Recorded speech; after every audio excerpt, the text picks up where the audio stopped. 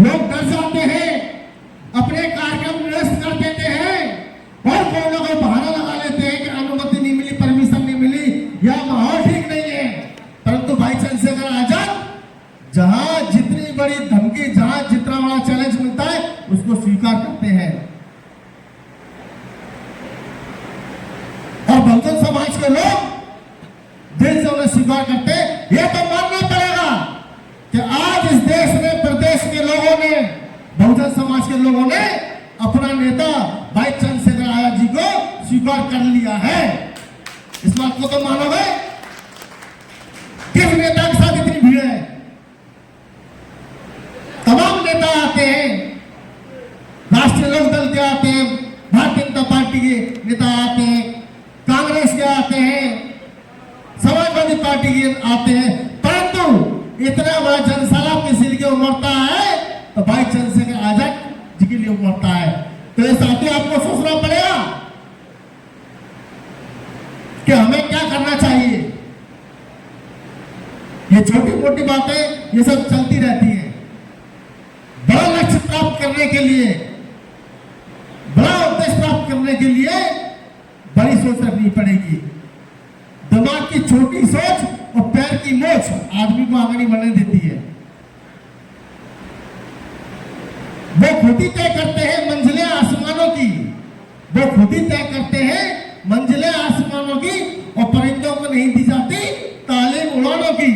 रखते हैं वो जो हौसला आगे बढ़ने का, उनको परवाह नहीं होती जमाने की। तो जमाने की परवाह करते हुए आप लोग आगे बढ़े। अंत में भाई चंद्रशेखर आजाद जी के लिए कुछ लाइनें बोलूंगा। एक आवाज होना बाकी है, एक आवाज होना बाकी है, एक साथ होना बाकी है, एक आवाज होना बाकी है, एक साथ होना बाकी है। और इस देश प्रदेश का शासक बनने के लिए आपका, हमारा चंद्रशेखर आजाद होना बाकी है। आंखों में तेज है, आंखों में तेज है और शब्दों में चिंगारी है। आंखों में तेज है और शब्दों में चिंगारी है। वो एक अकेला चंद्रशेखर आजाद लाखों भ्रष्टाचारियों पर भारी है। साथियों, मेरी आपसे गुजारिश है, यह अपील है। अभी आजाद समाज पार्टी भीम आर्मी का कुनबा बहुत बड़ा होता जा रहा है। इस देश में, इस प्रदेश में यदि किसी का खौफ होता है, किसी दलित के साथ अन्याय अत्याचार होता है, किसी पिछड़े के साथ अन्याय अत्याचार होता है, किसी अल्पसंख्यक के साथ अन्याय अत्याचार होता है, तो खौफ भीम आर्मी आजाद समाज पार्टी का होता है, खौफ भाई चंद्रशेखर आजाद का होता है। ये बात सत्य के नहीं सत्य है। इस बात को तो शासन प्रशासन के लोग भी स्वीकार करते हैं। आज इतनी खुली गुंडाई हो रही है। परसों की बात है, हम आगरा में अधिकारियों से मिले तो एक मुस्लिम समाज की, हमारी मुस्लिम समाज की बहन जो ई रिक्शा चला रही थी और रमजान के दिन चल रहे और ई रिक्शा थोड़ा सा आगे बढ़ गया, टीएसआई ने चाबी निकाल ली। खत्म जी, परसों की बात है। उसने चाबी छुड़ाने की कोशिश करी तो उसके मुंह पे भूसा मारा दरोगा ने, उसके दांत टूट गए, मुंह से खून आ गया, वीडियो बनी और उल्टा ही उस मुस्लिम समाज की बहन को जेल भिजवा दिया। बताइए कितनी गुंडाई हो रही है। लश्कर भी तुम्हारा, लश्कर भी तुम्हारा और सरदार भी तुम्हारा, लश्कर भी तुम्हारा, सरदार भी तुम्हारा, कानून भी तुम्हारा, अखबार भी तुम्हारा, फरियादी जाए तो जाए कहां, दरबार भी तुम्हारा। हमने शिकायत की इसी के साथ में तो अन्याय होता है, हो रहा है, और आरोप लगा दिया उस महिला पे, मुस्लिम समाज की महिला पर आरोप लगा दिया तो शराब पिए हुई। बताइए रमजान के पाक में नहीं चल रहे हाइटर जी, क्या मुस्लिम समाज की महिला पी सकती शराब? नहीं, जेल भिजवाने का काम कर दिया। ये हालात बन गए हैं।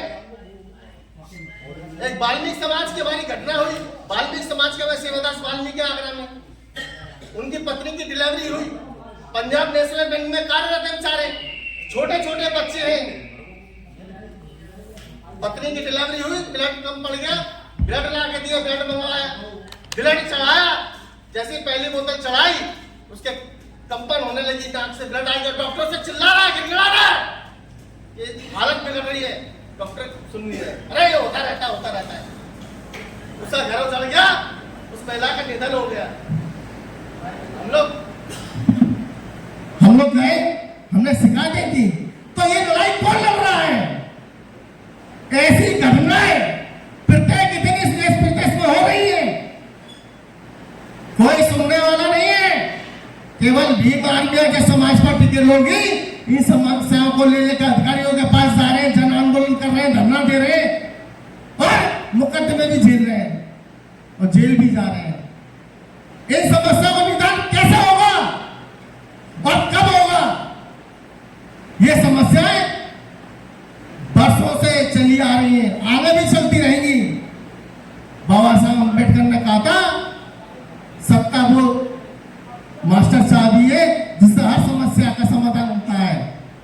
तो आपसे मेरी यह अपील है कि आप लोग चाहते हो कि इस प्रकार की समस्या ना हो, तो साथियों इस देश की सत्ता अपने हाथों में ले लो। ये बहुत अच्छा मौका है।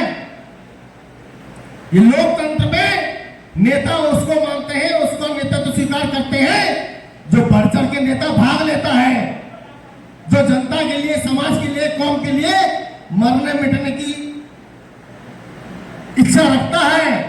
और भाई चंद्रशेखर आजाद जी कहते भी इस बात को कि मरता आदमी एक बार ही है, इसलिए वो डरते नहीं है। तो आपसे मेरी ये अपील है, ये निवेदन है कि भाई चंद्रशेखर आजाद जी के आप हाथों को मजबूत करो।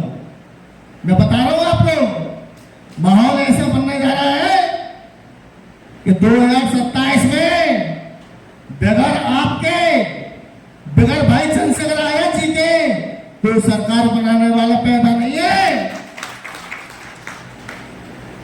जब 4 से 5 साल में केजरीवाल ने झाड़ू लेके निकले, सरकार दिल्ली में बना ली, तो भाई पूरे देश में अपना कारवा बना रहे हैं।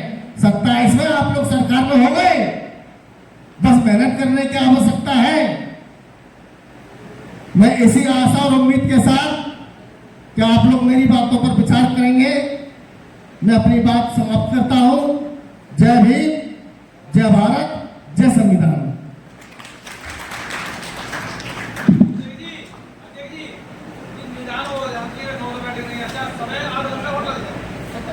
बहुत बहुत धन्यवाद मंडल तिवारी जी, आपने पार्टी और भाई के संघर्ष के बारे में बहुत विस्तार से बताया। और आज के प्रोग्राम को आगे बढ़ाते हुए आज के प्रोग्राम की अध्यक्षता कर रहे भीम आर्मी के जिलाध्यक्ष भाई आर के पाटिल जी आए और अपनी बात रखें।